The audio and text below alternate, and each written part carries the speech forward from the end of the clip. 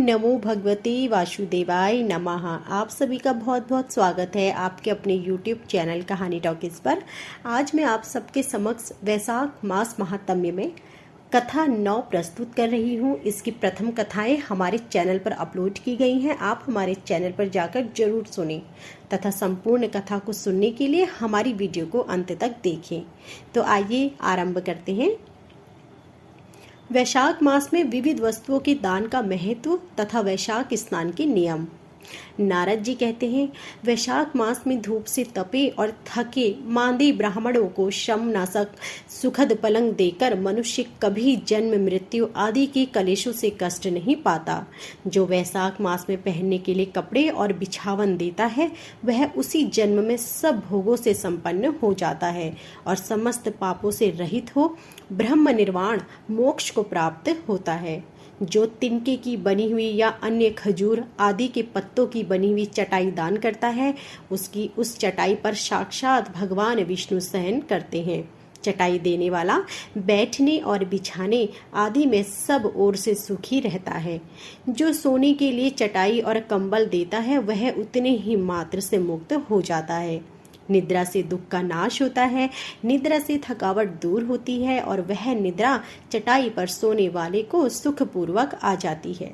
धूप से कष्ट पाए हुए श्रेष्ठ ब्राह्मण को सूक्ष्मतर वस्त्र दान करता है वह पूर्ण आयु और परलोक में उत्तम गति को पाता है। जो पुरुष ब्राह्मण को फूल और रोली देता है वह लौकिक भोगों का भोग करके मोक्ष को प्राप्त होता है। जो खस कुश और जल से वासित चंदन होता है वह सब भोगों में देवताओं की सहायता पाता है तथा उसके पाप और दुख की हानि होकर परम आनंद की प्राप्ति होती है।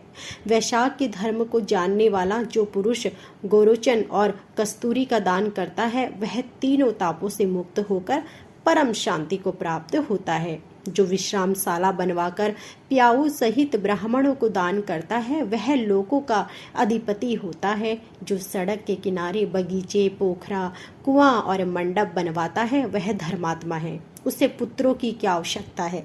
उत्तम शास्त्र का श्रवण तीर्थ यात्रा सत्संग जलदान अन्नदान पीपल का वृक्ष लगाना तथा पुत्र इन 7 को विज्ञ पुरुष संतान मानते हैं। जो वैशाख मास में ताप नाशक तर्क दान करता है वह इस पृथ्वी पर विद्वान और धनवान होता है। धूप के समय मट्टे के समान कोई दान नहीं, इसलिए रास्ते के थके मांदे ब्राह्मण को देना चाहिए। जो वैशाख मास में धूप की शांति के लिए दही और खाड़ दान करता है तथा विष्णु प्रिय वैशाख मास में जो स्वच्छ चावल देता है वह पूर्ण आयु और संपूर्ण यज्ञों का फल पाता है। जो पुरुष ब्राह्मण के लिए गौघृत अर्पण करता है वह अश्वमेध यज्ञ का फल पाकर विष्णु लोक में आनंद का अनुभव करता है। जो दिन के ताप की शांति के लिए सायंकाल में ब्राह्मण को उखदान देता है उसको अक्ष पुण्य प्राप्त होता है। जो वैशाख मास में शाम को ब्राह्मण के लिए फल और शरबत देता है उससे उसके पितरों को निश्चय ही अमृतपान का अवसर मिलता है। उसके सारे पाप निश्चय ही नष्ट हो जाते हैं। जो वैशाख की अमावस्या को पितरों के उद्देश्य से कस्तूरी कपूर बेला और खसकी सुगंध से वासित शरबत से भरा हुआ घड़ा दान करता है वह 96 घड़ा दान करने का पुण्य पाता है।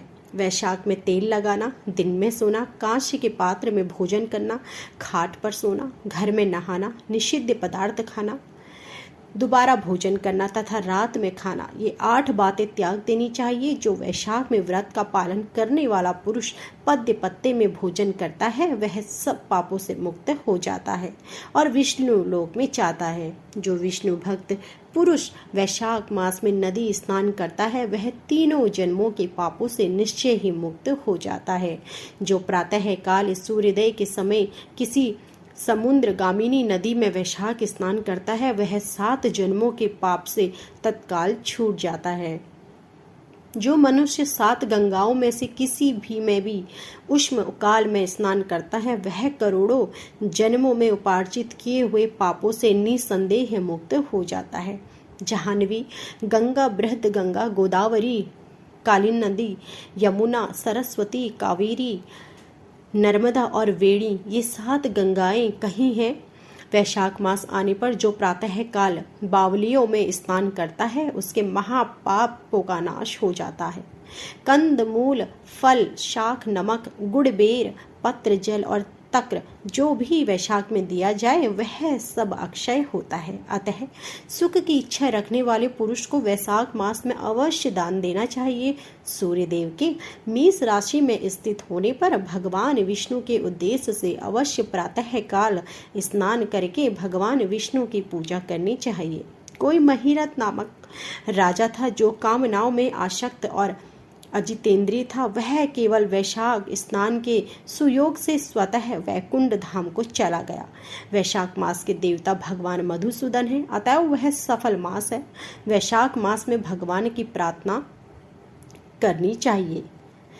हे मधुसूदन, हे देवेश्वर माधव, मैं मेष राशि में सूर्य के स्थित होने पर वैशाख मास में प्रातः स्नान करूंगा। आप इसे निर्विघ्न पूर्ण कीजिए। ये मंत्र हैं। सूर्य के मेष राशि पर स्थित रहते हुए वैशाख मास में प्रातः स्नान के लिए नियम से संलग्न होकर आपको अर्घ्य देना चाहिए। हे मधुसूदन, इसे ग्रहण कीजिए। इस प्रकार अर्घ्य समर्पण करके स्नान करें। फिर वस्त्रों को पहनकर संध्या तर्पण आदि सब कर्मों को पूरा करके वैशाख मास में विकसित होने वाले पुष्पों से भगवान विष्णु की पूजा करें।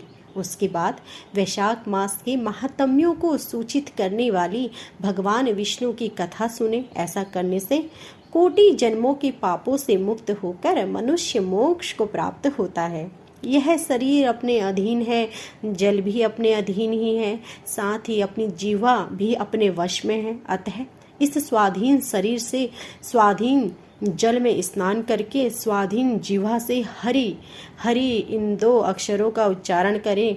जो वैशाख मास में तुलसी दल से भगवान विष्णु की पूजा करता है वह विष्णु की सायुज्य मुक्ति को पाता है। अतः अनेक प्रकार के भक्ति मार्ग से तथा भक्ति भांति के व्रतों द्वारा भगवान विष्णु की सेवा तथा उनके सगुण या निर्गुण स्वरूप का अनन्य चित्त से ध्यान करना चाहिए। तो यह थी हमारी आज की संपूर्ण कथा। आशा करती हूँ कि आपको हमारी यह कथा पसंद आई होगी। ऐसे ही धार्मिक व्रत कथाओं, पूजन विधि तथा आगे की कथाओं को सुनने के लिए हमारी वीडियो को लाइक करें, शेयर करें, कमेंट करें और हमारे चैनल को सब्सक्राइब करें और बेल आइकन दबाएं, जिससे कि आगे भी ऐसी ही वीडियो प्रसारित होते ही आपको जानकारी मिल सके। आप सभी का धन्यवाद।